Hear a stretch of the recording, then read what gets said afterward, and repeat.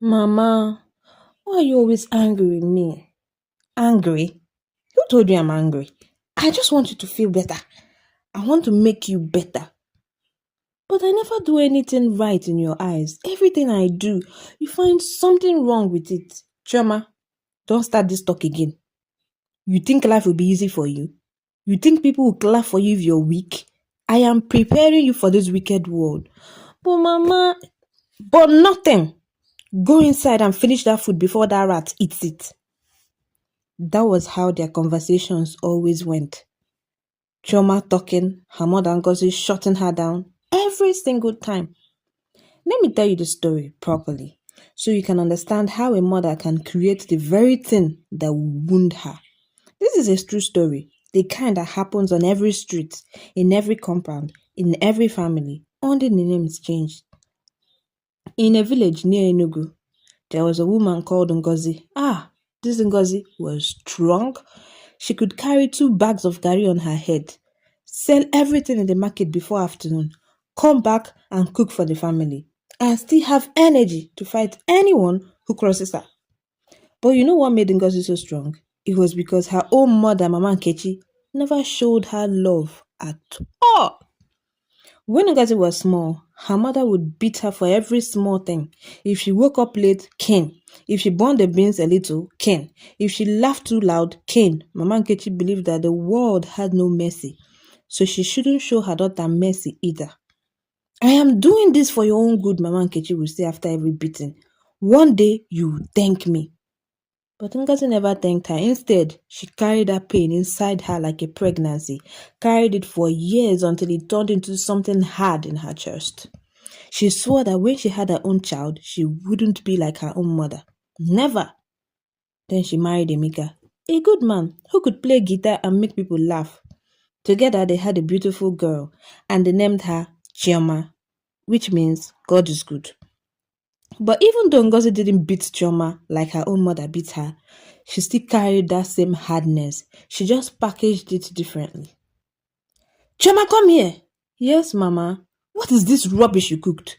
Do you want to kill us with this terrible food? But Mama, I follow the recipe. Recipe? Don't you have sense to add your own brain? Everything is book you want to follow. This is why you won't survive when you get married. Your husband will eat this kind of tasteless food and divorce you immediately. You see? No beating, but the words were sharper than any knife. From when Chioma was small, her mother trained her. In the morning, Chioma would wake up, fetch water, sweep the compound, start the fire in the kitchen. If she did it well, Mama Ngozi would just nod. But if she missed even one thing, trouble would start. You think your husband will do these things for you? You better learn now so that you don't embarrass me in your husband's house. Chioma had no time to play with her other children. While they played games, Chioma would be inside the house learning how to cook, clean, wash, iron, everything. Her father Emeka tried to talk to Ngozi one night. My wife, please take it easy with the girl. She's still young. Take it easy. You want her to grow up useless? You want people to say Ngozi's daughter doesn't know how to do anything? No, not in this life. But a child needs love too. Love? Ngozi laughed, but the laugh didn't reach her eyes. Will love feed her when she's hungry? Will love make her husband respect her? Please, leave me to train my daughter properly. Emeka couldn't say anything more. What could a man do? So Chioma continued to grow under that heavy hand. She learned everything quickly. By the time she was 15 years old, she could cook any food, manage a house better than some married women, and even help her mother in her provision shop. But something was happening to Chioma that nobody noticed. She was changing. Not on the outside, but on the inside. You see, when someone wounds you little by little every day, it's like they're planting a seed in your heart, and that seed will grow. In Chioma's case, the seed was anger. She didn't even know it was anger at first. She just knew that whenever her mother spoke, her chest would tighten. Whenever her mother corrected her, she would feel like a stone was sitting in her stomach. Whenever her mother compared her to other people's children, something inside her wanted to scream. But she couldn't scream. Good girls don't scream. Good girls accept correction. Good girls respect their parents. So Chioma swallowed everything, swallowed it until her belly was full of poison. One day, her mother's friend, Mama Adanna, came to visit. Ngozi, your daughter has grown. Oh. She's so beautiful and she knows how to walk, my dear. You will make your mother proud. Chioma just smiled a little. She's not yet there, oh, Ngozi said sharply. She still has a long way to go. Sometimes this girl is lazy. I swear, last week she burnt rice because she was on that useless phone. Oh, mama, shut up! You see how she talks back? This is the problem. No respect. Mama Adana looked at Choma with pity, but she couldn't say anything. That's the culture. You can't interfere between a mother and her child. After Mama Adana left, Choma locked herself in her room and cried. But it wasn't the soft kind of crying. It was a crying that carries anger inside. The kind that promises that one day things will change. When Chioma got admission to study at the University of Nigeria in Nsukka, she thought freedom had come. She packed her bags with joy in her heart. Finally, she would be far from her mother's critical eyes. She would be far from her mother's critical eyes. But even at school, her mother's voice followed her. Every time she wanted to rest a little, she would hear, "Lazy girl, you think rest pays school fees?" Every time she wanted to go to a party with her friends, she would hear, "Prostitute, you want to embarrass me?" Her roommate Blessing noticed. "Choma, what is wrong with you? Since we came to this school, I've never seen you really smile." "Nothing is wrong with me." "That's a lie. Every time your mother calls you, you shake like someone who has seen ghosts. What's happening?" "It's my mother. She's never satisfied. Everything I do is never enough." "But you're the best student in our class. You're beautiful, you're smart, you have sense. What more does she want?" "I don't know, Blessing. Sometimes I feel like I only exist to disappoint her." That conversation with Blessing opened Choma's eyes a little. She began to realize that the way her mother treated her wasn't normal. Other people's mother would call them, ask how they were doing, encourage them, but her own mother, every call was to find fault, to remind her of her shortcomings, to compare her with other people's children who were doing better. The anger had been sleeping inside Choma began to wake. 4 years later, Choma graduated with first class honors. She was so happy. Finally, something would make her mother proud. The whole family came for her graduation. Her father hugged her tight, tears in his eyes. "My daughter, I am so proud of you." Her younger brother carried her on his shoulders, dancing, but her mother, Ngozi, just looked at the certificate, nodded a little and said, "Good. At least you didn't embarrass us. Now let's see if you can use this certificate to find a husband." Choma's heart broke that day. It didn't just crack, it shattered completely. She realized that nothing she did would ever be enough. She could bring first class, she could win a Nobel Prize, she could become president. Her mother would still find something she didn't do right. And in that moment, something shifted inside Choma. The anger that had been growing for years finally matured. It turned into something else, something cold, something sharp. It turned into a weapon. Choma got a good job at an oil company in Lagos. She moved out of the house, found her own place. For the first time in her life, she could breathe. But something strange was happening. Whenever her mother called, Choma found herself doing the same thing her mother did, criticizing, finding fault, rejecting everything her mother said. "Choma, how is your day going?" "It's going." Only it's going. Can you speak properly? What do you want me to say, Mama? You're never satisfied with anything I say anyway. Look at this girl. Is this what they now taught you in school? To talk to your mother anyhow? I am talking to you the same way you've been talking to me all my life. Choma! What? You think I don't remember? You think all those years of you making me feel useless just disappeared? I remember everything, Mama, everything. Her father tried to call her later. "My daughter, please don't be angry with your mother. You know that's how she is. Her own mother treated her the same way. And that means you should treat me that too? Papa, I am tired. I am tired of this family." For the next few years, Choma and her mother's relationship fell apart completely. They barely talked. When they talked, they fought. The whole family felt it. Her younger brother, Chukwudi, called her one day. "Sister Chi, Please come back home.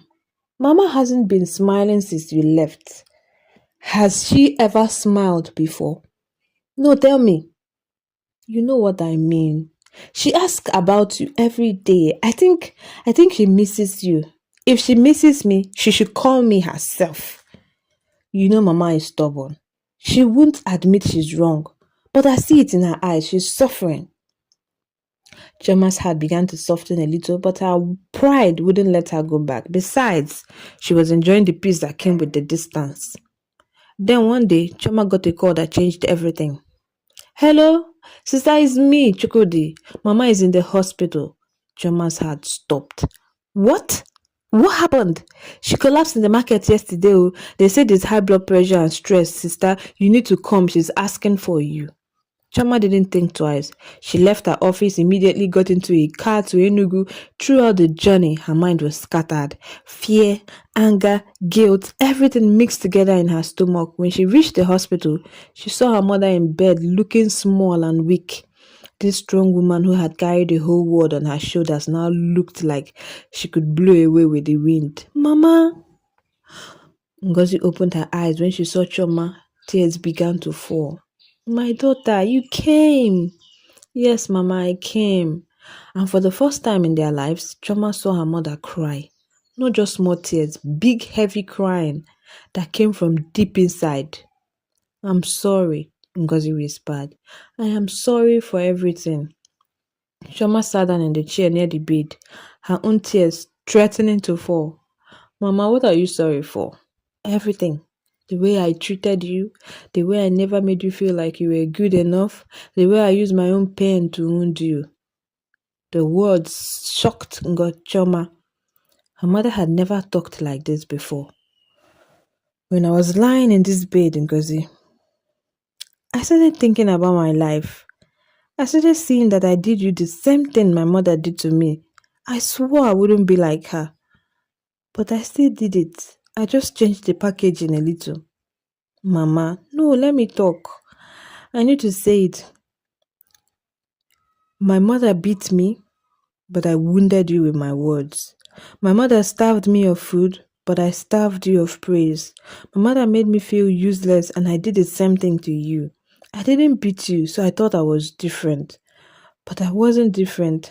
I was just more clever with my cruelty. The room was filled with quietness, only the sound of the hospital machine beeping. Chioma finally found her voice. Mama, you know what the worst part is? It's not that you criticized me. It's that I turned out exactly like you. Ngozi looked at her daughter confused on her face. What do you mean? I mean, I became a weapon, the weapon you created. All those years you trained me to be hard, to not show weakness, to always defend myself. It worked. But now I can't love people properly. I can't accept love. Whenever someone tries to show me care, I push them away. I always look for what they didn't do right or what they did wrong instead of what they did right. I dated a guy last year. A good guy, good job, good heart. You know what I did? I wounded him with the same poison you used on me. I found fault in everything he did.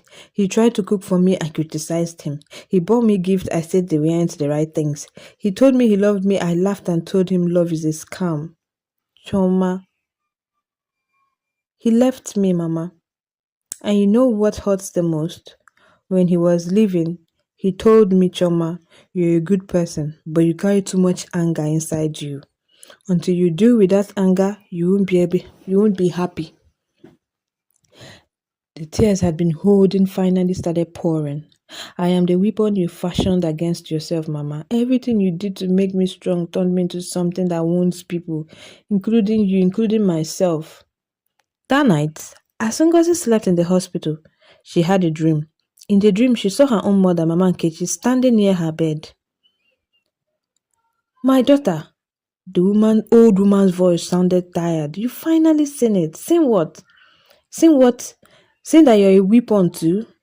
Just like your daughter, just like me, we are all weapons fashioned by the people who were supposed to love us. But Mama, why did you treat me like that? Why were you so hard? The ghost of Mama Nkechi sat down in a chair looking like she carried the weight of many generations. Because my own mother treated me worse. She showed me no softness at all. So when I had you, I thought I was better because I gave you food, I gave you clothes, I didn't sell you into slavery like some people did. I thought I was showing you love. But the beatings, the harsh words, I know. Mama Nkechi looked away. I thought I was preparing you for a wicked world. But the truth is, I was just passing my own pain to you. It was the only thing I knew how to give. So what do we do now? How do we break this thing? You've already started. You told your daughter sorry. That's the first step. But sorry isn't enough. You need to change. I need to tell her she can choose a different path. Different path? Yes. She doesn't need to be like you. She doesn't need to be like me. She can choose to drop the weapon. She can choose to be soft where we are hard, to be open where we were closed, to love where we were feared. The dream began to fade. Wait, Mama, how will she do it? Mama Nkechi's voice came from far away. By forgiving herself first. Then you, then me. Forgiveness is the only thing that can melt a weapon. The next morning, when Chioma came to visit Ngozi told her about the dream. Do you believe it? Chioma asked. I don't know if it was a real dream or just my mind playing tricks, but it makes sense. Everything the spirit said makes sense. Chioma put her chair close. Mama, I want to ask you something, and I need you to be honest with me. Ask me anything. When you were raising me, did you ever feel love for me? Like real love, or were you just doing your duty? That question wounded Ngozi, but she knew she needed to answer truthfully. I felt love. Strong, powerful love. The kind that makes my chest tight when I see you. The kind that makes me want to protect you from everything. But I didn't know how to show it.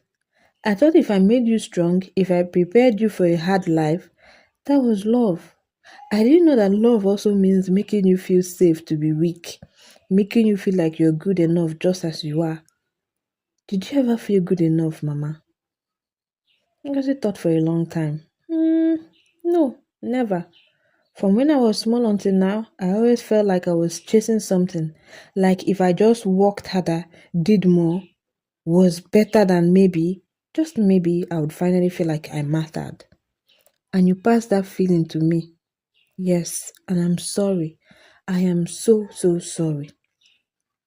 They cried together that day, mother and daughter finally seeing each other clearly for the first time. After Ngozi left the hospital, she made a decision. She called a family meeting, her, Emeka, Chioma, and Chukwudi. I want to say something, she began. I need you all to hear me clearly. Everyone was quiet and waiting. I realized I was a bad mother, not because I didn't try, but because I was only giving you what I knew hardness. I thought it was strength, but now I know it was just fear. Fear that if I made you soft, the world would destroy you. She looked at Choma, but I wounded you more than the world could have done. And I'm sorry. I can't change the past, but I can try to change today, tomorrow, and all the days that remains. Mama, Choma stated, but Ngozi raised her hand. Let me finish. I know sorry isn't enough, so I want to do something. I want us all to go for family therapy. Emeka's jaw dropped. Therapy? You mean those people rich people see when they have problems? Yes. Problems are everywhere, in rich houses and poor houses. And our problem is big. It's beyond just saying sorry. We need to help to change the way we relate to each other. Chukwudi looked surprised but happy. Choma, for her part, felt something like hope beginning to grow in her chest. Are you serious, Mama? Choma asked. I am very serious. I want to break this course. I don't want your own children to suffer what you suffered. The circle must stop here. And so they started. It wasn't easy at all. Sometimes in the therapy sessions, they would just shout at each other. Sometimes they would cry bitter tears. Sometimes they couldn't even look at each other. But slowly, slowly, things began to change. The therapist, Dr. Kafo, taught them many things. One of the things that shocked Choma the most was when the woman said, Choma, you see yourself as a victim. And yes, you suffered. Your mother wounded you. But if you continue to carry that victim identity, you become the same thing that wounded you. You can choose differently. But how? How can I just forget everything that happened? I'm not saying forget. I'm saying you can choose how you respond. You can choose to be the generation that breaks the pattern. That word followed Chioma. You can choose. She began to practice little by little. When her mother called and started to criticize something, instead of firing back, Chioma could pause and ask, Mama, are you saying this because you're concerned or are you trying to wound me? The first time she asked like that, Ngozi was shocked. What kind of question is that? It's a real question, Mama. I want to understand you because I'm trying to change and I need you to know you're trying to. Ngozi was quiet for a long time. Then she said, her voice small this time. It's concern, but I know how to show concern without sounding like I'm attacking you. Then let's learn together. You can just say, I hope you're taking care of yourself instead of you didn't do this thing right. It was small, but it was a start. Ngozi also began to change her approach. When she wanted to correct Chioma, she would think first, how will this correction land? Will it build her up or tear her down? Sometimes she would still fail. Old habits are hard to break. But would she catch herself and apologize? And that apology, quick, genuine apology, began to heal many wounds. Chukwudi, the younger brother, had been watching everything. One day, he called Choma. Sister Chi, I want to tell you something. What is it? I have been watching you and Mama try to fix your relationship and it gave me courage to talk about my own pain. Your own pain? Mama didn't treat you the way she treated me. True. But you know what hurts me? Watching you suffer and not be able to do anything.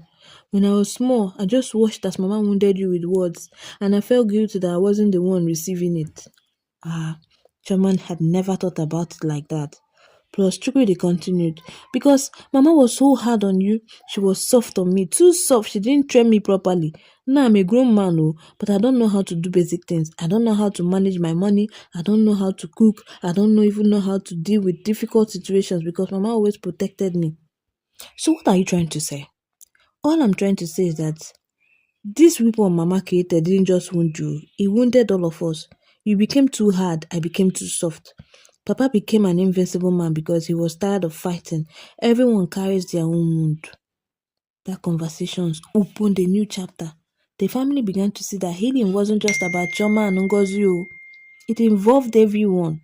Pamemeka finally talked about his own pain, how he felt powerless all those years, how he watched his wife wound their daughter and couldn't stop it, how he carried guilt As that months maybe turned to if he had been years, stronger, Chioma he began could to have see saved changes in Chioma. herself that shocked her. They realized that She began healing to was family soften. work, not She just entered one a person's relationship job. again, this time with an architect named Tunde. This Tunde was so patient. When Chioma would start her usual pattern, finding fault, pushing away, building walls, Tunde would just smile and say, I see you, Chioma. I see what you're trying to do. You're trying to protect yourself, but I'm not your enemy. You can rest. The first time he said that, Chioma broke down because nobody had ever given her permission to rest before. I don't know how to rest, she confessed. I only know how to fight. Then let me teach you little by little. And today kept his word. When Chioma cooked and the food wasn't good enough, instead of waiting for criticism that never came, she was shocked when Tunde just hugged her and said, Thank you for cooking. The effort means more to me than the food. When she forgot an important date, instead of the fight she expected, Tunde just laughed and said, You're human. You can make mistakes. It doesn't change how I feel about you, though. This kind of love was strange to Chioma. It had no conditions. It wasn't, if you do this, I'll love you. It was just existed, steady and sure. And slowly, that love began to melt the weapon she had been carrying. When Chioma and Tunde decided to marry, the preparation was both sweet and bitter. Sweet because Chioma was finally happy. Bitter because old fears began to show their faces. 1 week before the wedding, Ngozi called Chioma. My daughter, I want to give you something. What is it, Mama? Advice. But different from the kind I used to give you. Chioma sat down curious. I want to tell you that marriage is work. It's not easy at all. But the work shouldn't be the kind that wounds you. Do you hear me? If your husband wounds you with words or with hands, you run. You don't stay there acting like a strong woman. That's not strength, that's foolishness. Joma's eyes watered. You know, you taught me to stay and endure. You always said a woman should endure in marriage. I know. And I was strong, dead strong. Endurance is good, but not when it's killing you. Not when it's turning into a ghost. She held Choma's hand. I endured many things in my marriage. Some because I should have, some because I was afraid, and I passed that fear to you. But I don't want that for you. I want you to choose differently, choose better. Mama, did Papa ever wound you? Your Papa? No, he's too soft actually. Ngozi smiled a little. But I wounded myself with my expectations, my standards, my refusal to accept help. I carried the whole world on my head, and I thought if I dropped it, I'll be a failure. So I wounded myself, and then I wounded all of you. But you're changing now. Yes, and you taught me. You and your willingness to fight me, to not just accept things as they are. They are the weapon fashioned against me, it's true. But you're also the tool that broke me open so that something new could grow. The wedding was beautiful. Traditional wedding first, with Choma wearing the same wrapper her mother and grandmother had worn. When they brought her out of the for the ceremony, everyone gasped. She looked like the queen. But the moment that shocked everyone the most was during the speeches. Choma took the microphone, looked at her mother where she was sitting, and began to speak. I want to tell you all a story. It's a story about weapons. The whole place went quiet. From when I was small, my mother trained me. She trained me hard. She made me strong. But that strength came with a price. It made me hard inside. It made me close my heart. It turned me into a weapon against the world, a weapon against people who loved me, a weapon against myself, and a weapon against my mother. Ngozi began to shake in her seat. Emeka held her hand. For a long time, I was angry. I carried bitterness like a blanket. I thought my mother was wicked, but as I grew, I began to understand something. My mother was just giving me what she knew, and her own mother gave her the same thing. Tears began to fall from Ngozi's eyes. But today, I want to make an announcement. This weapon, this anger, this hardness, this fear, I am dropping it. I've chosen a different path. I've chosen to be soft where my mother was hard, to be open where she was closed, to feel love freely where she loved with conditions. Choma looked at Tunde, who was standing beside her, and this man here showed me it's possible. He showed me I can allow someone to love me without waiting for the blow, without building walls, without checking for where the weapon is hiding. She turned back to her mother. Mama, I know you can hear me. I know your heart is hurting now, and I'm sorry. But I need to say it. I forgive you for every harsh word, every criticism, every time you made me feel like I wasn't enough. I forgive you, not because what you did was okay, but because I don't want to carry it anymore. The load is too heavy. The whole people was still like a graveyard. Then slowly Ngozi stood up. She walked where her daughter was standing, tears pouring like rain. My daughter, she whispered into the microphone, I should be the one begging for forgiveness, and I am begging. I'm begging you, I'm begging God, I'm begging all the ancestors, I'm sorry for everything. Mother and daughter hugged there, and it was the kind of hug that carried years of pain and of healing. When they separated, Ngozi spoke again. You said you're the weapon fashioned against me, but I want to tell you something different today. You're not a weapon. You're a mirror. You showed me myself, the good, the bad, the ugly, and because of that mirror, I could change. So thank you. Thank you for being brave enough to wound me so hard that healing could begin. 2 years after the wedding, Chioma became pregnant. When she told her mother, the first thing Ngozi said shocked her. I'm afraid for you. Afraid? Why, Mama? Because when I had you, I swore I wouldn't be like my mother. But I still repeated the same pattern. What if you repeat it too? Choma sat down, her hands on her small belly. Mama, I've been thinking about that same thing, especially at night when I can't sleep. I imagine myself with my child, and I'm afraid that maybe all this change is just the surface. Maybe deep inside, I'm still that same person. So what do? We'll do what we've been doing. We'll be intentional. We'll catch ourselves when our old pattern wants to show up, and we'll have grace for ourselves when we fail. Ngozi looked at her daughter with something like pride. When did you become this wise? You taught me, Mama, not with your old words, but with your change. You showed me it's possible to become a new person, even after 60 years of being one way. When Choma had a baby, a girl she named Anteze, daughter of the king, the whole family was present, and as Ngozi held her granddaughter for the first time, she began to cry. What's wrong, Mama? Nothing is wrong. Everything is right. I'm just thinking, this baby, she won't carry the weight we carried. We'll make sure of it. How will we make sure? We'll tell her the truth. We'll tell her about the weapon, about the circle, about how we broke it. We'll tell her she doesn't have to be perfect. We'll tell her she's loved just because she exists. Joma smiled through her tears. Yes, we will, Mama. We'll tell her. Little Adeze grew up differently. When she cried, her grandmother would hold her and say, It's okay to cry. Tears are not weakness. When she made mistakes, her mother Chama would say, Mistakes are how we learn. Try again.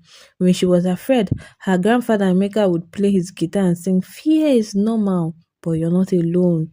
The child grew up knowing she was loved, not for what she did, but for who she was.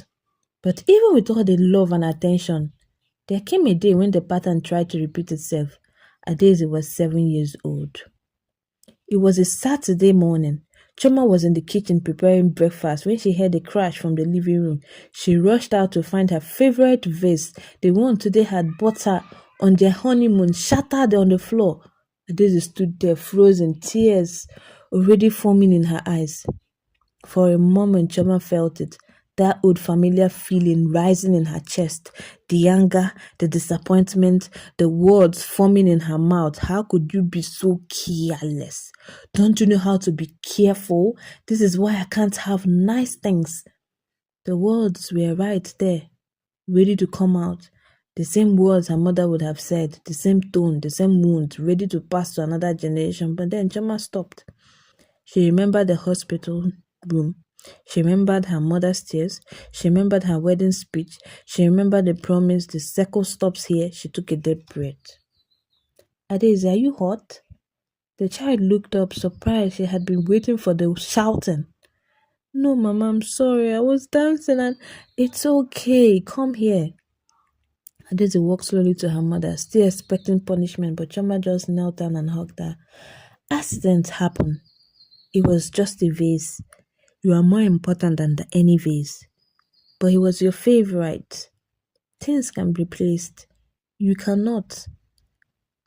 Are you sure you're not hot? No cuts? No, Mama. Good. Now let's clean this up together. And next time you want to dance, let's move the breakable things first. Okay? After they cleaned up the mess, after Adaeze had gone to play in her room, Chama sat on the couch and shook. Her hands were trembling, not from anger, but from the realization of how close she had come, how easy the old pattern could have taken over. Choma would have been visiting that weekend, came and sat beside her. I saw what happened. I almost did it, Mama. I almost said those words. They were right in my mouth, but you didn't say them. That's what matters. But I felt them. I felt that same anger you must have felt, that same frustration. And for a second, I understood you. Understood why you said those things you said. Ngozi nodded slowly. Now you know. It's not that we don't love our children. It's that the wound lives so deep inside us it becomes our first reaction. But you stopped yourself. You chose different. That's the difference. It's so hard, Mama. It's so hard to break this thing. I know. But you're doing it. We're doing it one moment at a time. Word spread in their community about the chances in Chioma Ngozi's family. Other women began to talk, some with curiosity, some with criticism. One day, the women's group in the church invited Ngozi and Chioma to speak at their monthly meetings.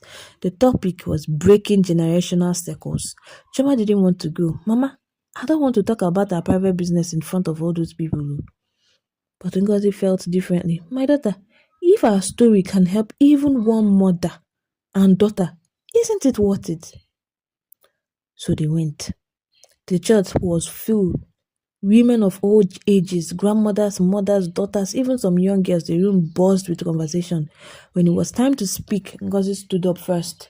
She looked at all those faces. She saw herself in every one of them. Women carrying wounds, women passing wounds, women trapped in circles they didn't even know they were in. Good afternoon, everyone. My name is Ngozi, and I am here to tell you that I was a bad mother. The room went completely silent. I didn't neglect my daughter. I didn't starve her or beat her severely. But most people's standards, I was a good mother. I provided for her, I trained her, I prepared her for life, I wounded her deeply, and I didn't even know it was until About her it own was mother, too about late. the hardness she She inherited, told them about how everything. she thought she was different because she didn't use physical violence, but how her words got just as deep. About the day in the hospital when she finally saw the truth. Then Chioma spoke. She told them about growing up feeling like she was never enough, about becoming hard and angry, about almost losing herself completely, about the journey of healing. I want you all to understand something, Chioma said. This weapon, this circle of hurt, is not about being a bad person. My mother is not a bad person. My grandmother was not a bad person. They did the best they could with what they knew. But sometimes our best isn't good enough. Sometimes we need to learn new ways. An old woman in the back stood up. But this is how we were all raised. This is our culture. Are you saying our culture is wrong? Choma shook her head. I'm not saying our culture is wrong. I'm saying we can keep the good parts, the discipline, the respect, the hard work, while letting go of the parts that wound. We can be strong without being harsh. We can correct without crushing. We can train without traumatizing.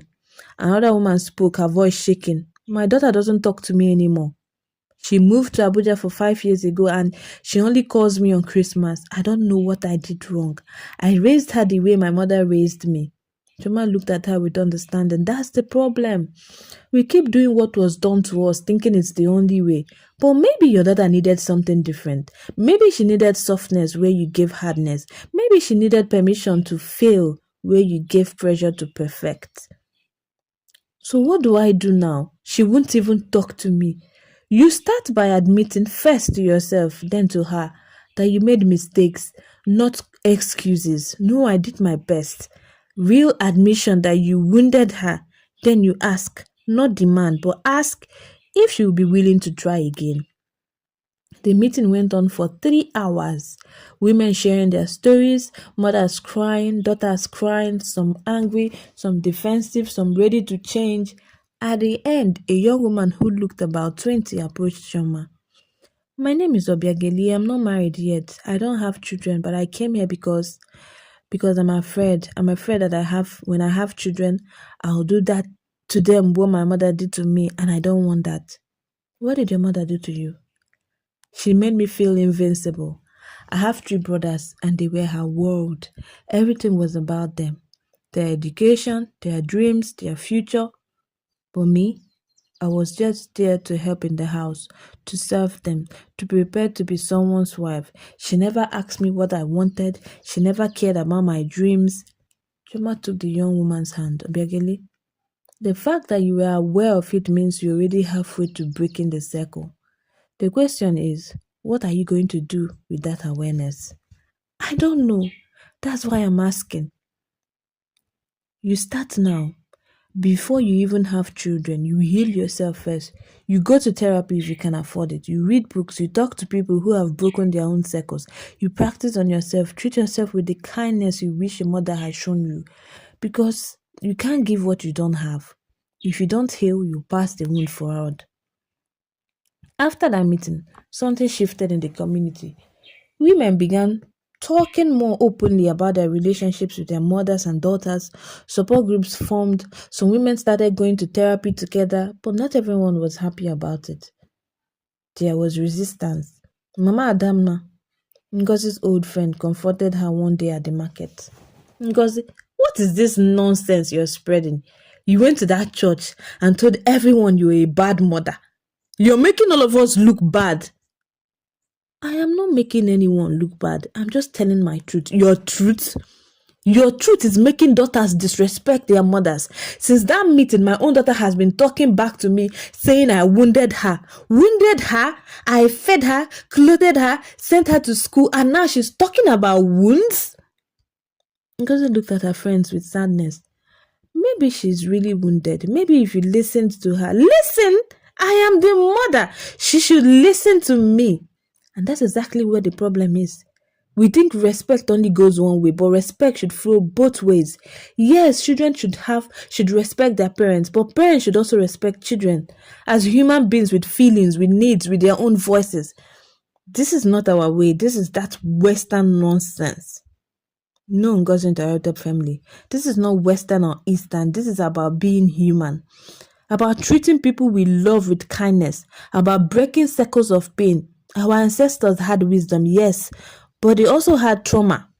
And sometimes we inherit both. We have to be wise enough to know which one to keep. Mama Dana shook her head and walked away. Some shared friendship couldn't survive the change, but other friendship deepened. Other women began their own journey. As Adeze grew older, she began to ask questions. She was 10 now, smart and curious. One day, she asked her grandmother, Grandma, why does Mama sometimes get very quiet when I make mistakes? Like she's thinking very hard about something. Ngozi looked at her granddaughter. They were in the kitchen making chinchin together. She thought about how to answer. Your mama is thinking about how to respond to you. She's making sure she responds with love instead of anger. Why would she respond with anger? Because that's what she learned when she was growing up. That's what I taught her. And it was what my mother taught me. You used to get angry at Mama? Yes. Not just angry. I used to say things that hurt her heart. I thought I was helping her become strong. But I was actually hurting her. Adeze stopped rolling the dove. Did you say sorry? Yes, many times, and I'm still saying sorry in different ways every day. Does Mama forgive you? Yes, but forgiveness doesn't mean we forget what happened. It means we choose to move forward differently. The child thought about this while she cut the dove into small pieces. Grandma, I'm glad Mama thinks before she talks to me. It makes me feel safe. Those simple words, it makes me feel safe, hitting Ngozi deep in her chest. That's what had been missing all along, safety. The freedom to make mistakes without fear of being destroyed. The knowledge that love wouldn't disappear because of imperfection. That night, Ngozi called Chioma. Your daughter said something today that made me realize what we've accomplished. What did she say? She said she feels safe with you. Safe to make mistakes, safe to be herself. And I realized I never gave you that. And my mother never gave me that. But you're giving it to her. The circle is truly broken. Choma was quiet for a moment. Then she said, Not broken, Mama. Transformed. We took all that hardness, all that pain, and we transformed it into something else. Into awareness, into intention, into love that doesn't wound. But breaking a circle doesn't mean it never tries to come back. When Adrese turned 13, she entered that difficult stage, the age of testing boundaries, of questioning everything, of being sometimes sweet and sometimes impossible. One evening, after a particularly difficult day where Adeze had been rude, disobedient, and dismissive, Chuma felt it again, that old anger rising, that old voice in her head saying, This child is disrespecting you. You need to put her in her place. You are being too soft. This is what happens when you spoil children. It was her mother's voice. No, it was her grandmother's voice, echoing through generation. Choma went to her room and called her mother. Mama is trying to come back. What's trying to come back? The pattern, the anger, the harshness. I think it was so difficult today. I wanted to wound her the way you wounded me, to make her feel small so she would behave. But what did you do? No, but I wanted to, and that scares me. Choma, listen to me. The desires will always be there. That's the truth nobody tells you about breaking circles. The pattern lives in your body, in your nervous system. It's your first instinct because it is what you know. But you have a choice. Every single time you have a choice.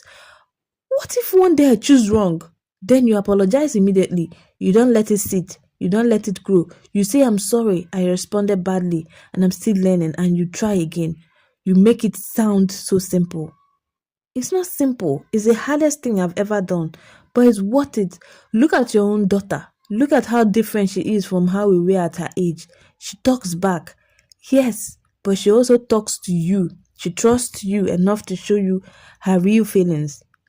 We never had that. Shema thought about her mother's words and she realized they were true. Yes, Adeze was difficult sometimes, but she was also open. She shared her feelings, she asked for help when she needed it. She wasn't hiding, wasn't building wall, wasn't preparing for war the way Choma had been at that age. The next morning, Choma sat her down. Ada, I need to talk to you about yesterday. She looked nervous. I know I was rude. I'm sorry, Mama. I accept your apology. But I also need you to apologize to you. Last night I was very angry. And in my anger, I wanted to say things that would hurt you. I didn't say them, but I thought them. And I'm sorry for that. There's a looked confused. You apologizing for thinking about things? Yes. Because those thoughts affect how I treat you. And I want you to know that I am working on myself. I'm working to make sure I respond to you with love even when you make me angry. Mama, all parents get angry when their kids misbehave. That's normal. Anger is normal, yes, but how we express that anger matters. I want to express it in ways that don't wound you, in ways that still let you know you're loved, even when I'm correcting you. The girl was quiet for a moment, then she said, Thank you, Mama, for trying so hard. I know I'm not easy. You're 13, you're not supposed to be easy. You're supposed to be figuring out who you are, and my job is to guide you without crushing you. They hugged, and in that hug, Choma felt it, the breaking of the circle happening in real time, one difficult conversation at a time. On Choma's 40th birthday, she did something unusual. She wrote a letter, not to a living person, but to all the women who came before her. Her mother, her grandmother, her great-grandmother, all the women in her line who had carried wounds and passed them forward. She read it aloud to her family, her mother, her father, her brother, her husband, her daughter. This is what she wrote. Dear mothers in my line, I am Chioma, daughter of Ngozi, granddaughter of Nkechi, great-granddaughter of names I never knew. I am writing to tell you that I see you. I see your struggles. I see your pain. I see how hard you fought to survive in a world that showed you no mercy. I know you did the best you could. You loved us in the way only you knew how, through discipline, through toughness, through preparing us for a harsh world. You thought that by making us hard, you were protecting us, and maybe in your own time, that was true. But I want you to know the world is different now. Not easier, just different. And we need different tools. We need to be strong, yes, but also soft. We need to be disciplined, yes, but also free. We need to be prepared for hardship, yes, but also open to joy. I am breaking the circle you started, not because I hate you, not because I think you were evil, but because I love my daughter too much to pass the wound forward. I am choosing to transform the weapon you fashioned into something else, into healing, into awareness, into intentional love. I carry you with me. Your strength lives in my bones. Your determination lives in my spirit. Your survival lives in my blood, but I am leaving behind your hardness, your fear, your inability to show softness. I hope wherever you are, you understand. I hope you're proud. I hope you're free from the chains you carried. And I hope you can finally rest, knowing that we, your daughters and granddaughters, are doing what we couldn't do. We are choosing differently with gratitude and grief, Chioma. When she finished reading, there wasn't a dry eye in the room. Even her father, Emeka, who rarely cried, was wiping his face. Ngozi stood up and embraced her daughter. They heard you. I know they did. And they are proud. I'm proud. Years passed. Adese grew into a strong, confident young woman. She went to university, studied psychology, and became interested in generational trauma and healing. Her grandmother's journey and her mother's transformation, they all shaped her path. One day, when Adese was 25, she came home with news. Mama, grandma, I want to tell you both something.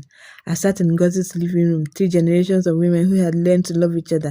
I am writing a book about us, about what you went through, about how you broke the circle. I want to call it the weapon transformed. Chioma looked uncertain. Ada, that's our private story. But Ngozi interrupted. No, let her write it. Let her tell it. If our pain can help others, then it wasn't wasted. But people will judge us, Joma said. Let them judge, Ngozi replied. We know the truth. We know how hard we fought. We know how far we've come. And if someone judges us for being honest about our struggles, that says more about them than us. Adeze smiled. Thank you, Grandma. Thank you, Mama. Your story, our story is important. There are so many families trapped in these circles, thinking it's normal, thinking there's no way, other way. But you showed me there's other way. The book was published 2 years later. It became a sensation in Nigeria and beyond. Women everywhere saw themselves in the story. Mothers and daughters who hadn't spoken in years began talking again. Therapy became less taboo. Conversations about generational trauma moved from whispers about to discussions. But the most important moment came when a young woman, maybe 19 years old, approached Adeze at a book signing. Thank you for writing this, the girl said, tears streaming down her face. I thought I was crazy.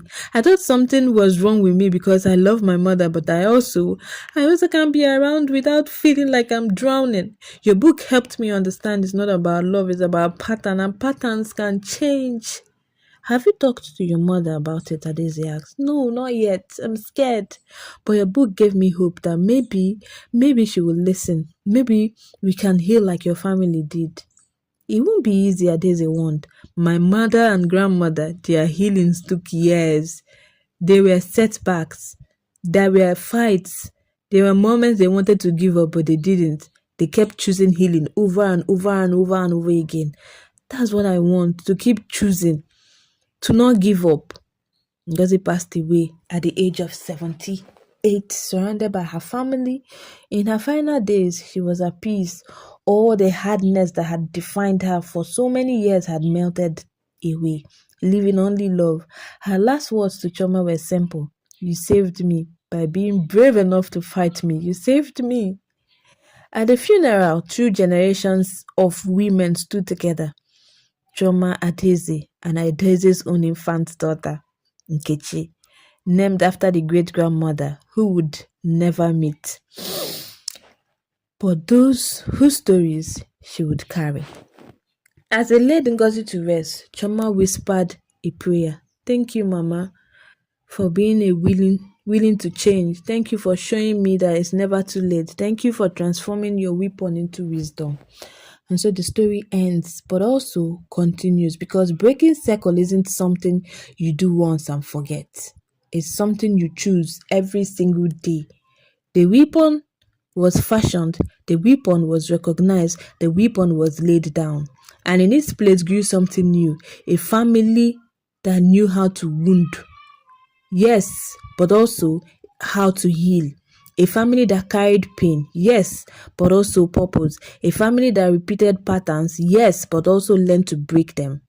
This is the story of Chioma, the weapon fashioned against her mother, who chose to become something else entirely, a bridge between the painful past and a healed future.